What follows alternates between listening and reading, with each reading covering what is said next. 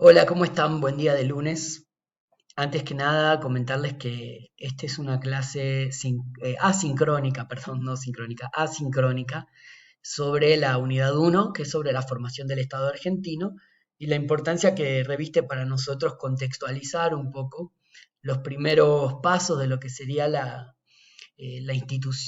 institucionalización de la educación en nuestro país, ¿no? En el contexto de la formación del Estado argentino y de lo que delimitamos también como el inicio de la historia moderna de nuestro país, ya como efectivamente como un país consolidado, como una nación consolidada, o bueno, vamos a ver también en proceso de consolidación, ¿no? Donde la educación va a jugar un rol fundamental, ya que todo el sistema educativo va a ser fundamental como vehículo de las ideas nacionales. Entonces acá vamos a ver algunos elementos para la conceptualización, ya sea de la formación del Estado argentino y del rol de la educación en este proceso.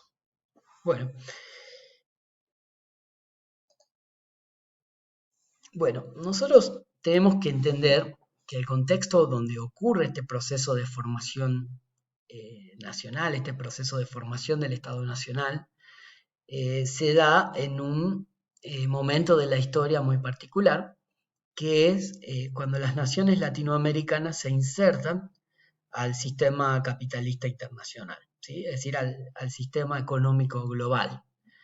¿Cómo lo van a hacer? Bueno, lo van a hacer como proveedoras de materias primas.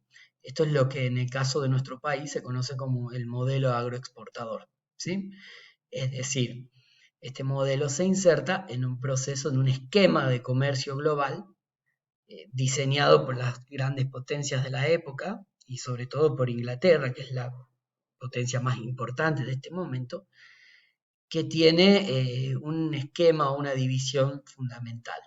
Por un lado, los países productores de manufacturas industriales y por otro lado, los países productores de materias primas.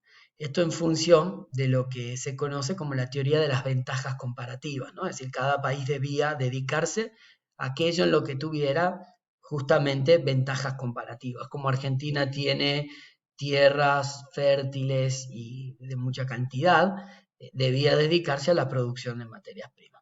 Por supuesto, esto no discute el esquema de poder alrededor o en torno a este modelo, ¿no? Pero en principio permite delimitar una forma de cómo van a ser las inserciones de los países latinoamericanos en este modelo de mundo que propone Gran Bretaña para mediados finales del siglo XIX. Para esto es fundamental algunas ideas que va a tener la élite argentina, ¿sí? Que van a ser fundamentalmente tres, vamos un poquito más también, pero fundamentalmente tres, ¿sí? Por un lado tenemos lo que serían las tierras, ¿no? Las tierras o la expansión agropecuaria. Y acá les dejo yo un cuadro para que ustedes después revisen, donde está cómo se van a repartir las tierras de las campañas del desierto, ¿no? Es decir, de esa conquista del territorio en la Patagonia y el sur de la provincia de Buenos Aires, cómo se va a repartir todo este territorio anexado y cómo se va a concentrar en unas muy pocas manos, ¿no? Muy pocas familias van a concentrar esas tierras. Y ahí tienen, bueno, un gráfico que va mostrando, por ejemplo, ¿no? Una familia como familia Martínez, muy importante en la época, de la cantidad de tierras conquistadas durante las campañas del desierto, se va a quedar con 325.000 hectáreas de toda esa tierra. Así que imagínense el grado de concentración de la propiedad en esta época. Por otro lado, tenemos otro elemento de este modelo que es la mano de obra, ¿no? Otra idea fundamental, además de la expansión de nuevas tierras, es la mano de obra. Y en este sentido, bueno, como ya sabemos, gran parte de este nuevo proceso de población tiene que ver con la llegada de inmigrantes transatlánticos, ¿no? Es decir, de los principales países, principalmente digo de países europeos, sobre todo italianos y españoles. Y ahí podemos ver, ¿no? Que en las épocas de mayor afluencia migratoria, que va a ser en la primera década del siglo XX, eh, casi llegan a haber 2 millones de inmigrantes en el territorio, ¿no? La mayoría de ellos italianos y españoles, pero también algunos franceses, rusos, ¿sí? Estos van a ser los principales países de donde provienen estos flujos migratorios y que van a ser, como dice el título, la mano de obra del modelo agroexportador, ¿no? Entonces acá podemos discutir, yo les puse acá en el título, Argentina, potencia mundial. Bueno, esto en el marco de la División Internacional del Trabajo de la que hablamos y el flujo de capitales externos. Es relativo por el predominio que van a tener los capitales internacionales, sobre todo los capitales británicos, cosa que también les muestro en el gráfico de la izquierda, y sobre todo la preponderancia que van a tener estos capitales extranjeros para desarrollar las principales infraestructuras del modelo agroexportador, fundamentalmente los ferrocarriles y todo el sistema de bancos, pero también significativos en los puertos y en los frigoríficos, ¿sí? Eh, entonces, por eso discutir la idea de potencia, digamos. ¿Es potencia un país que depende tanto de la inversión externa para poder desarrollar justamente su crecimiento económico, para poder desarrollar su inserción económica en el mercado? Bueno, creo que en este sentido la crisis de 1930 va a ser significativa en el sentido que pone en duda justamente, bueno, la veracidad de esta idea de potencia mundial, ¿no? Que a veces tenemos como un mito construido. Es cierto que Argentina va a tener uno de los PBI per cápita más altos del mundo, quizá entre los 20 primeros, a principios del siglo XX. Pero un PBI per cápita alto no implica una economía diversificada y una economía desarrollada, ¿sí? Por eso acá planteamos brevemente, ¿no? No nos vamos a poner a analizar exhaustivamente esto, pero la idea de potencia mundial en torno a la discusión de la División Internacional del Trabajo. De alguna manera, cuando la élite política y económica argentina decide incorporarse al mercado global siguiendo los postulados de la División Internacional del Trabajo planteada por Gran Bretaña, acepta también de alguna manera una relación dependiente dentro del esquema del mercado global. Bueno, después podemos ver el flujo de capitales también, cómo van a ser las importaciones de capitales y en qué áreas y de qué países predominantemente provienen. Por otro lado, otra cuestión que discute la cuestión de potencia es justamente la idea de la situación social en la Argentina del Bicentenario, en la Argentina de la consolidación del Estado, ¿no? Primero, en el gráfico chiquitito de arriba les muestro los tipos de propiedad, es decir, por cantidad de hectáreas, y el porcentaje de propiedad apropiado por la cantidad de propietarios. Y lo que vemos es que hay un predominio muy importante, un porcentaje muy importante de la tierra en propietarios medianos y medianos grandes, ¿no? De más de 10.000 hectáreas. Hablamos de 10.000 hectáreas en zona núcleo de la Argentina. Y como contraste de esta concentración de la tierra en este periodo, y que por supuesto va a delimitar la historia actual de la Argentina también, la estructura productiva de la Argentina actual, tenemos la cantidad de personas viviendo en conventillos, ¿sí? Ustedes saben que los conventillos representaban si se quiere, la pauperización y las condiciones de vida terribles en las que se alojaban algunos criollos pero predominantemente los inmigrantes que llegaban al país. Bueno, los conventillos eran lugares de hacinamiento, de insalubridad, de muy malas condiciones de higiene y de condiciones de habitabilidad.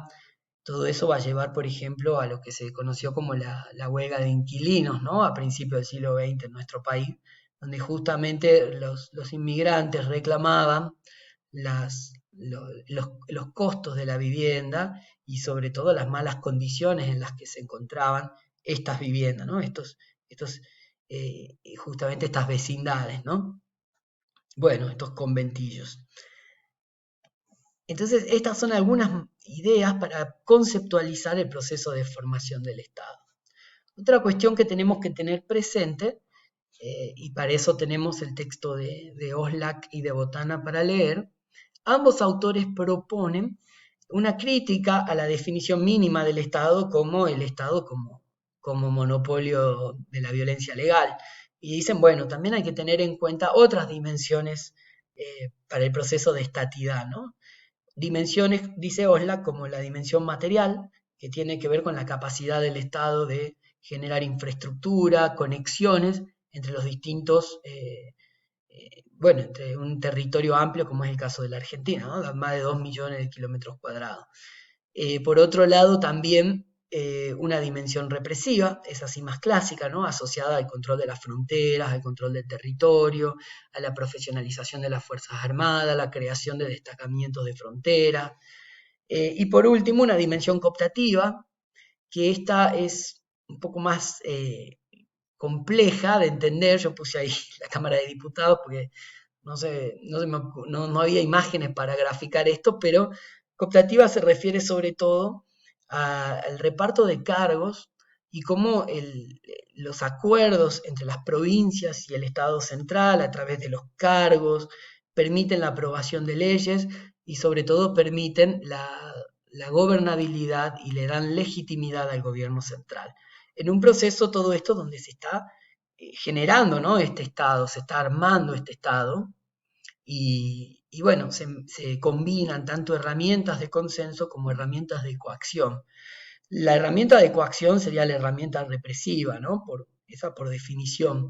Pero bueno, también hay herramientas de consenso, como por ejemplo los caminos y las obras públicas en las provincias, que tiene que ver con la herramienta material, y el tema de la división de cargos, la repartición de cargos, por ejemplo, de instituciones nacionales en las provincias, y cómo eso va generando acuerdo entre los gobernadores y el presidente, ¿no? Por ejemplo, un ejemplo de esto era la Liga Federal eh, de Roca, ¿no? La Liga de los Gobernadores de Roca, no Liga Federal, perdón, la Liga de los Gobernadores de Roca, y que a través de estos mecanismos dotaban de legitimidad y de gobernabilidad al poder central, al gobierno central nacional. Bueno, todos estos van a ser elementos fundamentales a la hora de llevar adelante el proceso de institucionalización del Estado, el proceso de consolidación de las instituciones administrativas gubernamentales, pero hay una que nos estamos pasando acá, diría Osla, que es la más importante para nosotros, que es la modalidad ideológica, ¿sí? Que es la capacidad del Estado para construir símbolos e identidades comunes. Y quizá la más importante dentro de estas modalidades, la herramienta más importante, va a ser la educación primaria obligatoria, ¿sí? Va a ser fundamental en la construcción de la identidad nacional. Acá tenemos entonces un dibujito que puse, está interesante, que es la escuela como aparato ideológico del Estado, ¿no? Y también puse un esquemita de la ley 1420, que va a ser el ladrillo central o la columna vertebral de este modelo de la educación como herramienta de la construcción de la identidad nacional. Sin embargo, también hay otros, y que Oslac sobre todo los menciona, que es el registro civil, ¿no? La disputa acá con la Iglesia por el control de los nacimientos, de las defunciones, de los matrimonios, de la identidad incluso y de la contabilidad de la identidad y del número de personas en una sociedad, de los censos, etc. Y otra también muy importante, sobre todo orientada hacia los adultos, el tema del servicio militar obligatorio, ¿no? Que se crea o se sanciona durante la segunda presidencia de Roca a principios del siglo XX. Estas son todas instituciones, dimensiones que tienen como objetivo, en tanto herramientas estatales, ir formando, delimitando una nación. Recordemos que la Argentina atraviesa más de 40 años de guerras civiles antes de encarar el proceso de construcción del Estado.